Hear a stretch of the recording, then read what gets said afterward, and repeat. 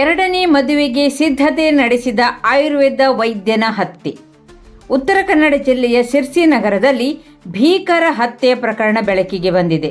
ನಗರದ new KHB ಕಾಲೋನಿಯ 9ನೇ cross 2ನೇ ಮುಖ್ಯ ರಸ್ತೆಯಲ್ಲಿರುವ ಮನೆಯಲ್ಲಿ 51 ವರ್ಷದ ಆಯುರ್ವೇದ ವೈದ್ಯ ಡಾಕ್ಟರ್ ರಮೇಶ ಕಲ್ಗುಡ್ಕರ್ ಅವರನ್ನು ತಲೆಗೆ ಮಾರಕಾಸ್ತ್ರಗಳಿಂದ ಹೊಡೆದು ಕೊಲೆ ಮಾಡಲಾಗಿದೆ. ಅವರು ನಿನ್ನೆ ರಾತ್ರಿಯೇ ಹತ್ಯೆಯಾಗಿರುವ ಸಾಧ್ಯತೆ ವ್ಯಕ್ತವಾಗಿದೆ. ಒಬ್ಬರೇ ವಾಸಿಸುತ್ತಿದ್ದ ವೈದ್ಯರು ಬಾಗಿಲು ತೆರೆಯದ ಹಿನ್ನೆಲೆಯಲ್ಲಿ ಕುಟುಂಬದವರು ಭೇಟಿ ನೀಡಿದಾಗ ಘಟನೆ ಬಹಿರಂಗವಾಗಿದೆ.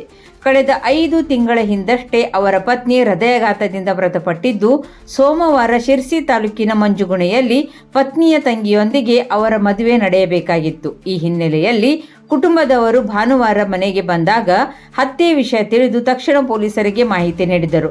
ಡಿಎಸ್ಪಿ ಗೀತಾ ಪಾಟೀಲ್ ನೇತೃತ್ವದಲ್ಲಿ ಶ್ವಾನ ದಳದೊಂದಿಗೆ ಪೊಲೀಸರು ಸ್ಥಳಕ್ಕೆ ಭೇಟಿ ನೀಡಿ ಪರಿಶೀಲನೆ ನಡೆಸಿದ್ದು, ಮಾರುಕಟ್ಟೆ ಪೊಲೀಸ್ ಠಾಣೆಯಲ್ಲಿ ಪ್ರಕರಣ ದಾಖಲಾಗಿದೆ.